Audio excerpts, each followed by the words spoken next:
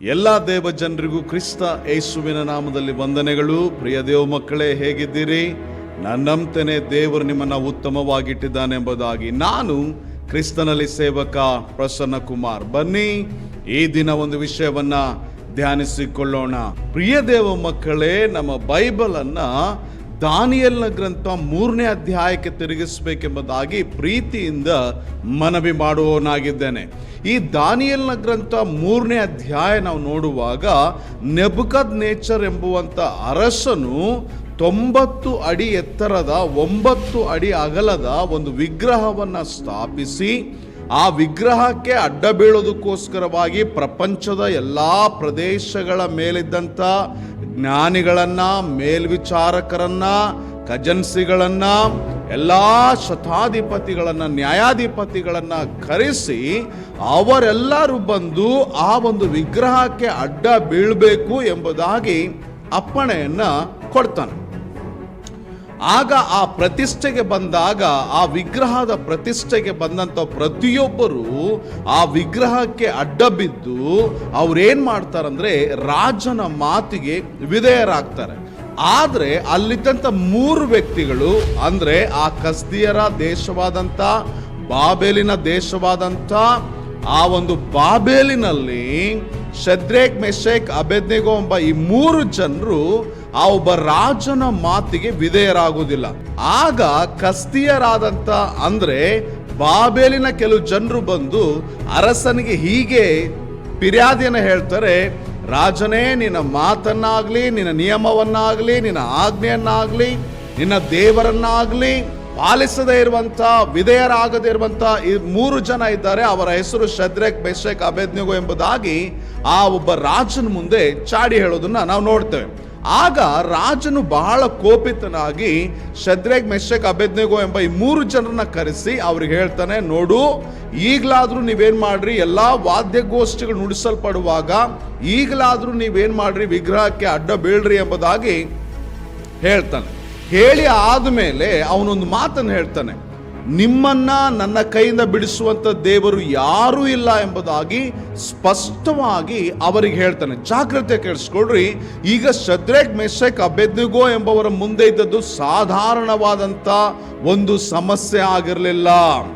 ಮುಂದೆ ಇದ್ದದ್ದು ಇಡೀ ಪ್ರಪಂಚವನ್ನ ಆಳುವಂತ ನೆಬೂಕದ್ನೆಚ್ಚರನಾದಂಥ ಆ ಅರಸನ್ ಮುಂದೆ ಇದ್ದ. ಅವನು ಮನಸ್ಸು ಮಾಡಿದ್ರೆ ಯಾರನ್ನ ಬೇಕಾದ್ರೂ ಎತ್ತಬಹುದು, ಯಾರನ್ನ ಬೇಕಾದ್ರೂ ಇಳಿಸಬಹುದು.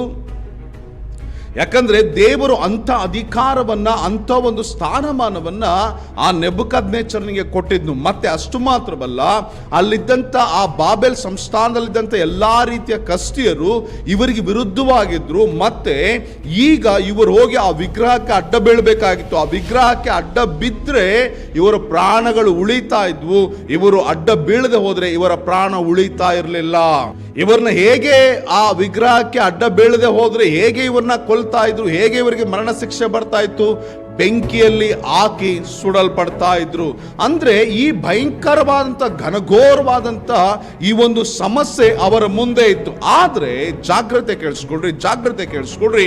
ಇಷ್ಟೆಲ್ಲ ಸಮಸ್ಯೆಗಳಿದ್ದಾಗ ನೆಬೂಕದ್ನೆಚ್ಚರನು ಹೇಳ್ತಾ ಇದ್ದಾನೆ: ಈಗಲಾದ್ರೂ ನೀವು ನಾನು ಸ್ಥಾಪಿಸಿದ ವಿಗ್ರಹಕ್ಕೆ ಅಡ್ಡ ಬೀಳ್ರಿ ಎಂಬುದಾಗಿ ಹೇಳಿ ಅವನೊಂದು ಮಾತು ಹೇಳ್ತಾನೆ: ನೀವು ನನ್ನ ಮಾತನ್ನ ಕೇಳದೆ ಹೋದ್ರೆ ನಿಮ್ಮನ್ನ ನನ್ನ ಕೈಯಿಂದ ಬಿಡಿಸುವಂತ ದೇವರು ಯಾರು ಎಂಬುದಾಗಿ ಪ್ರಶ್ನೆ ಮಾಡ್ತಾನೆ. ಆಗ ಆ ಅರಸನು ಹೇಳಿದಂತ ವಿಷಯಕ್ಕೆ ಈಗ ಶದ್ರೇಕ್, ಮೆಷಕ್, ಅಬೇದ್ನೆಗೋ ಎಂಬವರು 3ನೇ ಅಧ್ಯಾಯದ 16, 17, 18ನೇ ವಚನದಲ್ಲಿ ಉತ್ತರ ಕೊಡ್ತಾ ಇದ್ದಾರೆ. ಏನಂತ ಉತ್ತರ ಕೊಡ್ತಾ ಇದ್ದಾರಪ್ಪ ಅಂದ್ರೆ, ನಾವು ಇದರ ವಿಷಯದಲ್ಲಿ ನಿನಗೆ ಏನು ಹೇಳೋಣ? ಏನು ಹೇಳಕ್ಕಾಗಲ್ಲ, ನಾವು ನಿನಗೇನು ಹೇಳೋದೇ ಇಲ್ಲ. ಅಂದ್ರೆ ನೀನ್ ಯಾರೆಂಬುದನ್ನು ನಾವು ಕೇರೆ ಮಾಡೋದಿಲ್ಲ ಅಂತದ್ರ ಅರ್ಥ. ಆಮೇಲೆ ಅವ್ರು ಹೇಳ್ತಾರೆ: ನೀನ್ ಹೇಳ್ತಾ ಇದ್ದಿ ನಿನ್ನ ಕೈಯಿಂದ ತಪ್ಪಿಸೋರು ಯಾರು ಇಲ್ಲ ಅಂತೇಳಿ, ಆದ್ರೆ ನಮ್ಮ ದೇವರು ಬೆಂಕಿ ಒಳಗಿಂದ ಬಿಡಿಸಲು ಸಮರ್ಥನಾಗಿದ್ದಾನೆ.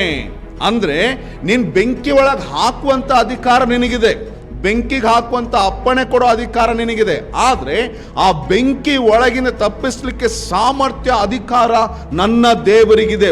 ಒಂದು ವೇಳೆ ಒಂದು ವೇಳೆ ನಮ್ಮನ್ನು ತಪ್ಪಿಸದೆ ಹೋದ್ರೂ ಸಹ ನೀನು ನೇಮಿಸಿದಂತ ಈ ಕಾರ್ಯಕ್ಕೆ ಅಡ್ಡ ಬಿದ್ದು ನನ್ನ ದೇವರಿಗೆ ವಿರುದ್ಧವಾಗಿ ಪಾಪ ಮಾಡೋಲ್ಲ ಎಂಬುದಾಗಿ ಅವರು ಆ ಒಬ್ಬ ನೆಬೂಕದ್ನೆಚ್ಚರ್ ಎಂಬ ಅರಸನ ಮುಂದೆ ಅವರು ಅರಿಕೆ ಮಾಡೋದನ್ನು ನಾವು ನೋಡ್ತೇವೆ. ಪ್ರಿಯ ದೇವ ಮಗುವೆ, ಅವರ ಮುಂದೆ ಇದ್ದಂತಹ ಸಮಸ್ಯೆಗಳ ಮಧ್ಯೆ ನಾವು ನೋಡುವಾಗ ಅವರಲ್ಲಿ ನಂಬಿಕೆ ಇತ್ತು, ಮತ್ತೆ ನಂಬಿಕೆಯಲ್ಲಿ ಸ್ಥಿರವಾಗಿ ನಿಂತ್ಕೊಂಡಿದ್ರು. ಈ ಎರಡು ವಿಷಯಗಳನ್ನ ನಾವು ನೋಡ್ಬೋದು. ಪ್ರಿಯ ದೇವ ಮಗುವೆ, ಅವ್ರು ಹೇಳಲಿಲ್ಲ ನೀನ್ ನೇಮಿಸಿದಂತ ಆ ಕಾರ್ಯಕ್ಕೆ ನಾನು ಅಡ್ಡ ಬೀಳಲ್ಲ, ನಾನು ಬೇಕಾದ್ರೆ ಬೆಂಕಿಗೆ ಹೋಗ್ತೀನಿ ಅಂತ ಹೇಳಲಿಲ್ಲ. ಫಸ್ಟ್ ಅವ್ರು ಹೇಳ್ತಾರೆ, ನೀನು ಒಂದ್ ವೇಳೆ ಬೆಂಕಿಯಲ್ಲಿ ಹಾಕಿದ್ರು ಸಹ ಆ ಬೆಂಕಿ ಒಳಗಿಂದ ಕಾಪಾಡಲಿಕ್ಕೆ ನಮ್ಮ ದೇವರಿಗೆ ಸಾಮರ್ಥ್ಯ ಇದೆ, ಆತನಿಗೆ ಸಾಮರ್ಥ್ಯ ಇದೆ. ಬೆಂಕಿ ಒಳಗೆ ಹಾಕಲ್ಪಟ್ಟಾಗ್ಲೂ ಸಹ ನಮ್ಮನ್ನ ಕಾಯಲಿಕ್ಕೆ ಸಾಮರ್ಥ್ಯ ಇದೆ ಅಂತ ಹೇಳಿ, ಆಮೇಲೆ ಒಂದ್ ವೇಳೆ ನಮ್ಮನ್ನ ಕಾಪಾಡದೆ ಹೋದ್ರೂ ಪರವಾಗಿಲ್ಲ, ಬೆಂಕಿ ಒಳಗೆ ಸುಟ್ಟು ಹೋಗ್ತೀವಿ, ಆದ್ರೆ ನಮ್ಮ ದೇವರಿಗೆ ವಿರುದ್ಧವಾಗಿ ಪಾಪ ಮಾತ್ರ